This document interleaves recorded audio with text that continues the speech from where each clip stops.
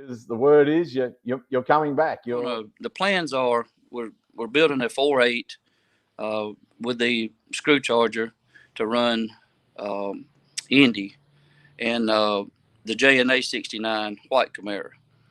We're building a 4.9 to run Charlotte in my car. So we want to take.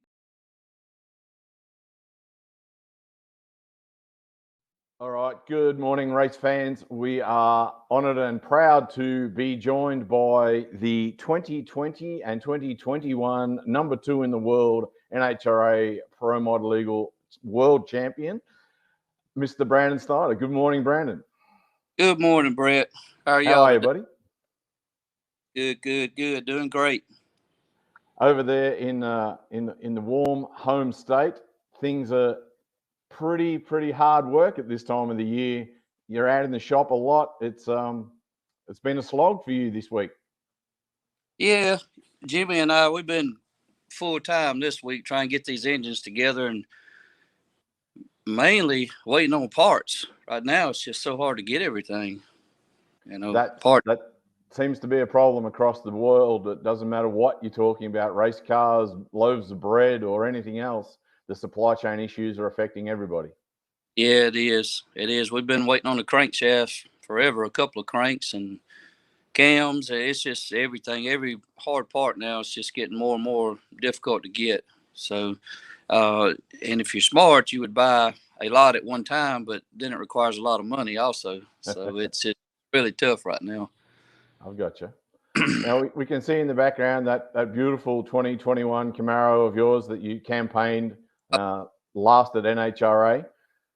We've missed it and your smiling face this season. I know before we set up the interview in the pre-discussion, you talked about you didn't really feel like coming back and playing second fiddle again. You were you came #2 in 2020 to Stevie, I think, and 2021 obviously to the Pro Charger. You felt that the Pro Chargers had that advantage, and there wasn't much point stepping into the ring with one arm behind your back. Yeah, and it's really, for me or us being a small team, just me, Jimmy, and typically we have a guy come with us, and we have to swap out guys too because they can't get off work every race. So we would normally have 2 to 3 different guys helping Jimmy and I through the season. So to go through the amount of work and money it takes to run one of these cars. And all the teams that we run against know this. So, to work that hard and to be able to finish second 2 years in a row in 2 different cars, mainly the second year with the Pro Charger, I just kind of had enough of it. Who wants to go and know your best opportunity is to finish second? So we decided not to run this year until they done something with the rules to get parity better. And that's just it. We just set out. I mean, it wasn't worth it to me to come back and have to compete against those cars that I thought clearly had the advantage. Well, everyone seems to be talking, 2 or 3 numbers, 4 numbers that the Pro Chargers had. You all wanted to see some parity rules. That's what we've been talking about on this little mini series we've been doing for the last couple of weeks. We've spoken to a few of the drivers, and there's been a lot of change in the last 2 or 3 weeks to the rules, even between 2 rule changes between races without them even hitting the ground. So obviously we wanted to speak to you because the word is you're coming back. You're seeing that there is an opportunity, but it's going to be slightly different to what we've seen from you in NHRA legal anyway. Yeah, so the rules have changed, obviously, a few times. It's had me all confused. It's almost interesting to go look every week and see what changed again. So, kind of glad we didn't set up for that, and then it moved, and then it took weight off the roots, and then it took the overdrive. It's just – so maybe it settled down enough they'll leave it alone the rest of the year and just see how it does. But yeah, we're gonna. The plans are we're building a 4.8 with the screw charger to run Indy and the JNA 69 white Camaro. we're building a 4.9 to run Charlotte in my car. So we want to take the two combos with the same overdrive on the screw and just see which combination may have the advantage, or maybe not. Me and Jimmy's got a little running bet going, so I don't know that either engine is the 4.9 is definitely easier to work on for us. It's more user friendly service between rounds. We love the 4.9 100%, but is there any power there from the 4.8? I don't know, but we're gonna find out. We're gonna squeeze to the max and see what we can get out of them. You're going to be the perfect test bed then. I mean, that some of the discussion we've all had out here with, I think I'm calling it the 2.0 rule change after the Roots has lost 25 pounds and the Pro Charger lost 500 RPM. Then the Pro Charger got 500 pounds back and the Roots got 25 pounds back, but the 4.8 Roots got 2% extra overdrive, but the 4.9 Roots didn't. But on a screw combination, there's no advantage / disadvantage of the 4.8 to 4.9. So I mean, you're gonna back to back it and tell us. See, I don't. There and again, I'm nobody. I don't have an opinion, but I don't agree with the 4.8 rule 2% overdrive. When we ran against the best 4.8s out there with a 4.9 for 2 years, and if you look at the numbers. Every time Stevie and I run in the finals, he would run better with a 4.8 at the 14.5% over. And going back to St. Louis, and this would be 2020, we made the fastest Roots pass at 14.5 over at that current weight was 5.66.0. Stevie comes right behind me and goes 5.65.9 with the 4.8, same overdrive. So to basically, it's the Janus 4.9 rule is what I'm calling it. I don't agree with that. I don't agree with it. If you want to take weight off the 4.8, to me, I would have rather seen that and keep your overdrives the same. If you think the 4.9 or the Janus 4.9 has the advantage. But other than Stan Shelton, there's another 4.9 out there that I know of that runs Roots. Do you know of any? No, only your good self was who I thought was the Roots. And then, of course, combination in a Noonan combination, not a Janus, as you said.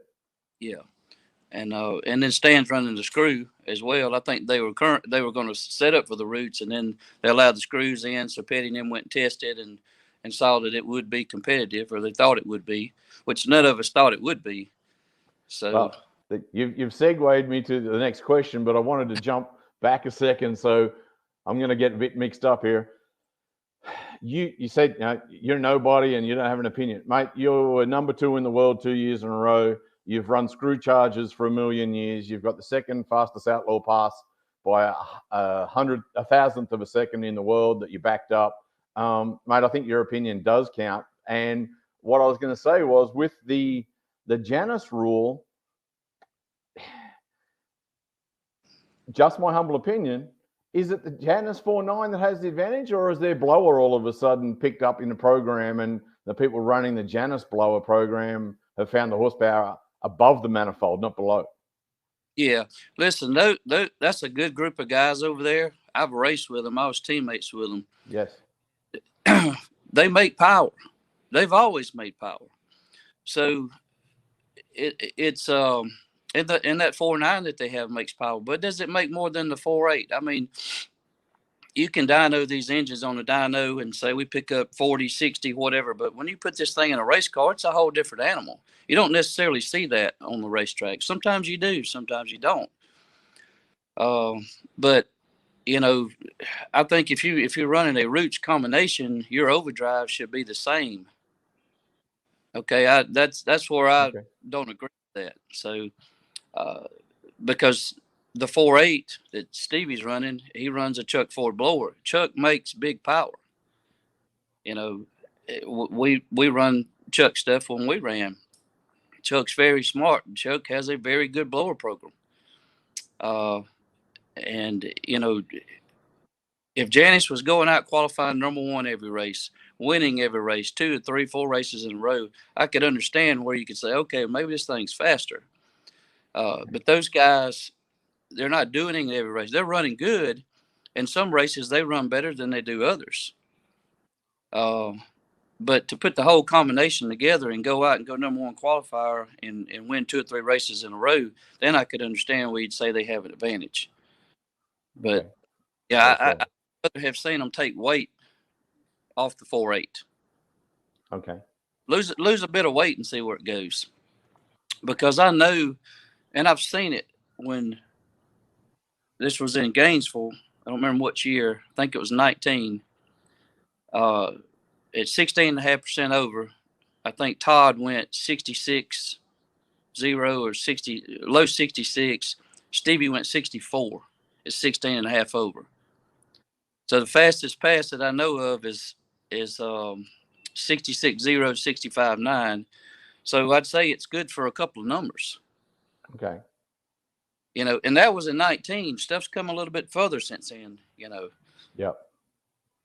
So you can, I think, in certain conditions, maybe not Brainerd or when or Bristol or places like that, but it will show up. Okay. I think it's good for a couple of numbers from 14 to 16 and 16.5%. So the weight would have been the easiest thing to take off. Fair point. Okay, I get where you're going. Cost the guy to have to go back and kind of redo his blower deal, whether it be an insert, a pulley, make a gear ratio swap or a converter swap. I mean, it cost the racer money. When taking weight off the car would have been, 25 pounds would have been nice. I've got you.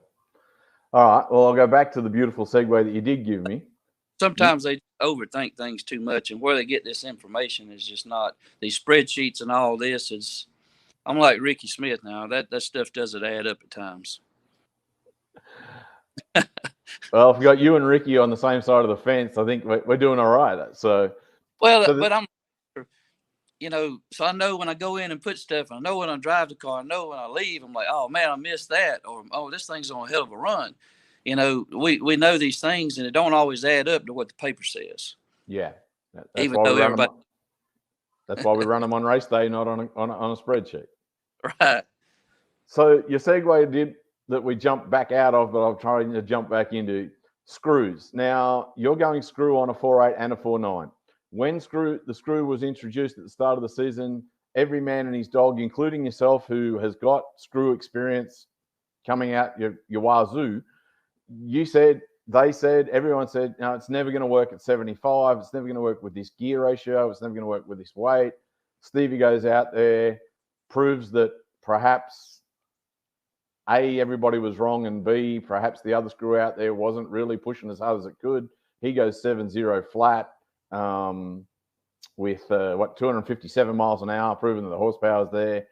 And now you've lost another 10%. So why aren't you taking advantage of the step up in the 4.8 program? Put the extra 2% in your roots on Jim's car that you're going to take to the first race. And how do you think, second part of that question, how do you think you're going to make a screw work at 65 over? I don't know that I will. That's, there and again, I'm not that good. So it's like we're going to put this stuff together in hopes that we can go test and make it work. Yeah, so obviously, at the 65 over, that's like I was telling Jimmy, we're going to go and test it to the 8th. If we can't get our 1/8 of a mile times down where they need to be, I'm not going to show up for Indy and embarrass the whole team. Us, included, we're not going to do that. So I never thought the 389 diff with 100 extra pounds at 75 over would be competitive. And for years, Steve Petty and I have talked, and he's told me wild stuff that I wouldn't believe, but I've never caught Steve Petty in a lie. Everything that he's always told me was true. In the end, I believed it or not. So in Memphis, at Midwest, he said, what do you think about the screw deal? It's never going to work. He said, well, we've been testing it in Stan's car, and it looks promising. And I was like, Get out of here. He's like, yeah, we're here on the 60. We're here on the 330. So I walk off from the conversation. I was like, man, this is the first time he's ever lied to me, because he's setting me up, wanting me to go do it and embarrass myself. It's never going to work. Well, then they go out, and I think they qualify fifth the first race with it. They did very well, yes. Didn't lie to me, and man, it is going to be competitive.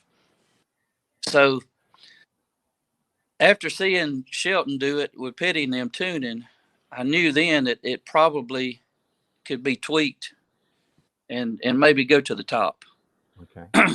And then and I think that's what made Stevie realize, hey, but we were all on the same page. I'm pretty sure Stevie can tell you the same thing, that we never. And Frank Manzo, very, very smart, multiple championship funny car. I mean, Frank even said it'll never work.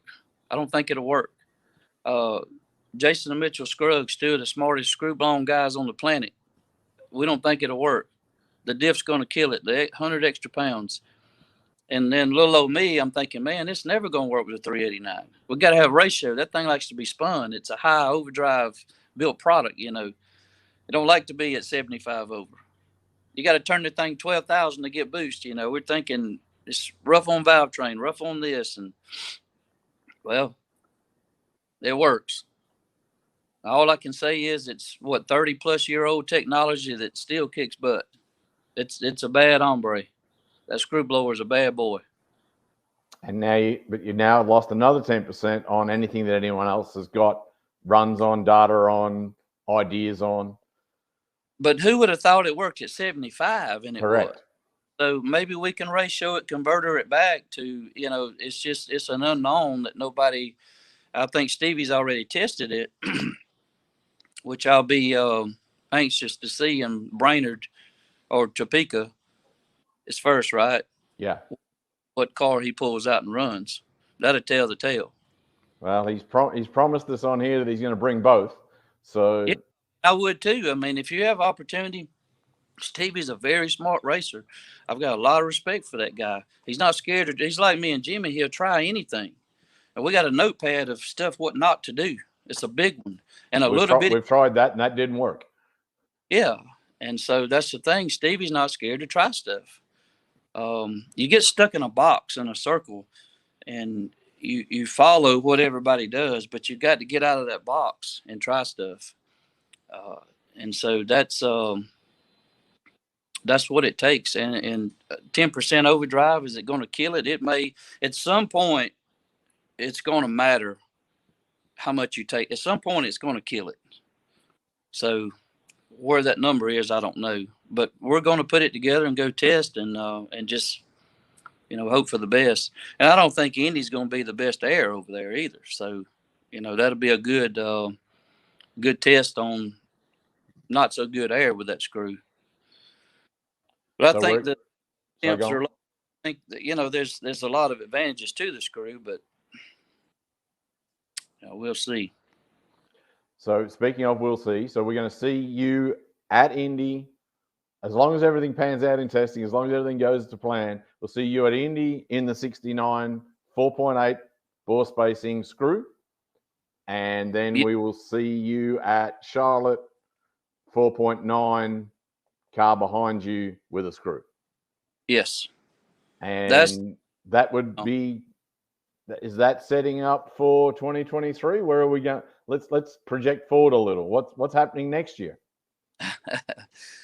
So it's kind of an unknown, but there's a window of opportunity to be able to run the full NHRA season. And then we would like to determine, is the 4.8 have a little advantage? Does the 4.9 run better with the screw?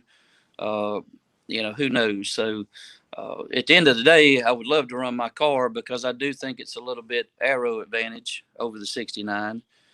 Of course, we thought that with the C7 as well, and it was in good conditions. It was 1 mile an hour faster to the 8th than the C7.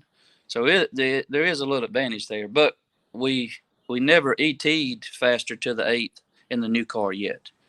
Okay. So I think it's a give or take on the body styles. But once we determine which engine we think is better or has a little bit more advantage, then we'll kind of make a decision off of that. But we could come back with a 69 next year full season. I mean, Jim's got multiple cars that are Pro Mod legal, so that hasn't been determined. But I think we're going to shoot for the whole NHRA season next year, as long as they don't screw the rules up anymore. I was just about to say, I've asked you to project forward to 2023, and we could have 6 rule changes by then. Yeah. Well, the thing about us is we've got 4 or 5 screws sitting here, so we have the blowers. Jim already he sponsors the Midwest Series and the Funny Car. We're trying to keep all these engines pretty much the same. The Funny Cars run the 4.8, and this is not the latest and greatest 4.8 stuff. So this is not spread lifter. This is not big bore. This is not any guru stuff. We're running the engines that the Alcohol Funny Car class is allowed to run. The 2-inch lifter spacing, they still run magnetos. They're not allowed to run CDI coil on plug stuff. So, and there and again, all these years, Jimmy and I have moved the lifter spacing. We've bought cam cores and moved the lobes on them ourselves, had special blocks made to try to straighten the geometry up on the push rods. We spent a lot of money doing this, and we did run better, but we took one of the oldest 4.8 engines that Miss Annie was running in her Funny Car that had been damaged several times, and went to Ferris, Texas, the first race out, and went 61 at almost 210 with that thing. With the wore outest engine cylinder heads, that thing had like 6 pounds of pan pressure and 62% leak on some cylinders. So I'm looking at Jimmy's like, this thing is not so, we've moved all this stuff and spent all this money, but this thing is not so bad, just the original block you know what I mean? So I don't know that any of it matters at the end of the day. Once you put it on the racetrack, that's what I'm saying. What you're doing here and there you think is better, 20, 30, 40 horsepower, but when you get on the track, it's like it doesn't show up sometimes. And does that give us a true indication of the doesn't matter if it's 4.8, 4.9, spread lifter, screw blown, roots blown, the most important part is the guy behind the keyboard or the guy behind the wrench? Well, yeah, not to say some other combos wouldn't make. I've never run the Janus 4.9, and apparently the thing makes really good horsepower. How much, I don't know, but that number on a hub dyno or engine dyno, flywheel dyno, doesn't matter. If you put it in a race car, it's a whole different animal. And then it goes back to the tuner. It goes back to the converter, the gear ratio, how the car's set up. All that stuff factors in. You could take an engine making 500 more horse, NHRA legal, and put it in a chassis and have a team that don't know what they do, and they'll totally screw it up. It won't even qualify, or to qualify 16th. So horsepower it matters, yes, but it doesn't always show up correctly. That's all I'm saying. It's just a reference. All right. But hey, Mr. Jim's trying to keep all his engines the same. We're trying to keep all the 4.8s the same, where they can interchange between the Funny Car, Pro Mod. Yeah. That was the point in staying 4.8. They already have a lot of these parts, and the cylinder heads, the valves, cranks, pistons, rod, all that stuff interchanges. We did have to order a set of heads for NHRA because of the valve diameter size. Yep. You're limited to 2 400, 1 900. So we had to order a set of heads from Noonan for that. But other than that, everything else is pretty much the same other than the piston compression ratio, which is an unknown as well with that thing. So we're guessing at that, Well, the Funny Cars run the screw, but they run at what, 108 or 128? No, so the Funny Cars run the D rotor, which is a smaller rotor on one, and 92% over. In Midwest Pro Mod, we run a C rotor at 92 over. So there and again, it takes the same pulley count. So all of our stuff is pretty much set up the same, other than the blower is different and the compression. But it's a matter of head gasket or dome height on the piston. It's very minor. We still have got the same engines. Yes. So your inventory gets to be where you can order for, 9 or 10 engines, versus our Pro Mod stuff is spread bore. We got to have this special, this special. That's what we're trying to get away from, just to keep everything the same. Okay. Well, there's a lot of technical information there. Thank you, Brandon.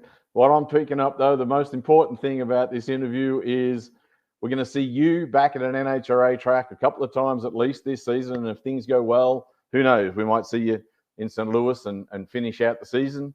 The probability that Brandon Snider will be back running a full pull at NHRA in 2023. These are some great outcomes from the rule changes that, in some of our interviews, the rule changes have been negative. And the reality is that they're needing cars, and they're needing high quality cars such as yourself. Yeah. Well, I'm glad that like Mike Janis, Justin Elks, a lot of these guys have worked really hard to get the sponsorship up. And that was another thing. The payout, last year, I'll be honest with you, it was horrible. And for somebody like us to come and run at that level, you need some kind of payback. And if they didn't have a sponsor for that race, you didn't get any money. And you just can't race that way. Or we can't race that way. So I know a lot of the guys, and I'm leaving out a lot of names, obviously, but there's a lot of people that work hard Doug Winters, those guys work to get sponsorship per race and to have money flowing and pay down for second place, for runner up. So that says a lot. And that's what the class needs. It needs cars, but it also has to have the money to pay out and pay down. You mentioned, you guys are a small team, a small budget team. People talk about, for drag racers going racing for the prize money, he's in the wrong sport. But the reality is that when you're ending up runner-up or winning or a semi-finalist, you are factoring that money into your race budget. Yeah, and it's when you put together a budget for the year, you can never factor in how many races you're going to win. So you can't say I'm going to spend X amount of money, but if I win X amount of races, it's going to offset this. It doesn't work that way. So you have to figure for the worst. But when you go to a race, NHRA, and they didn't have a sponsor for that race and it pays nothing, nobody in their right mind is going to continue to do that. Yep. Okay. Everybody wants to win. Everybody wants a trophy. But at the end of the day, that check helps out a lot. Even if you're fortunate enough to qualify and go 4 rounds and lose in the finals or win the finals, if you have one hiccup, one mistake, and it pays 10 grand to win, and you knock a rod out and you get a crankshaft and you destroy an engine, you just spent 5 times that amount. That $10,000 is not going to cover anything. It won't even buy a block. Okay. So you have to be smart about what you're doing and the tuning side of it. It's just like Ricky Smith said. Can he run his engine harder? 100%. Can he run faster? 100%. But it's him and Chad. He's not going to go over there and tear the engine now. You can't get the sleeves out of that big motor. You have to cut those things out. They're not like a 4.8 or 4.9 where you can yank the sleeves out. So you have to be smart in how you run these engines, because the amount that you win payday wise, it doesn't overweigh the amount that you're going to spend to tear it up. Yep. I agree with Ricky on a lot of things. People, they say this and that about Ricky. Ricky and I see eye to eye on a lot of things. I respect him. I love the guy. He's talked to me a lot. I got a lot of respect for Ricky. So I don't see it like everybody else sees it, that he's, griping or bitching or things like that. I see it in a different aspect. Well, you both have certainly been around for a long, long time. You've both been doing this semi-professionally or professionally. I think, you both have got the betterment of the class and the betterment of the sport at front of mind, because to quote Wes Buck, a rising tide lifts all ships. So if it's going well and it's heading in the right direction, that's making it better for you. Yeah, and you know, some of those guys, Ricky, Stevie, Todd Tutterow, they do this for a living. This is their living, so they're going to be more passionate about. You know, if you're taking money off their table, they have to win to keep going. Yep. Just like us in the AC world, you know, I have to bid against other people. Well, I want the job, but I can't cut myself short. I'm passionate about what I do, even in the racing stuff, same way. But this is what these guys do for a living. So if you cross them any little bit in that path, they're going to get defensive and they're going to take up for themselves. It's just the nature of the beast. People don't understand that because they see racing as a hobby.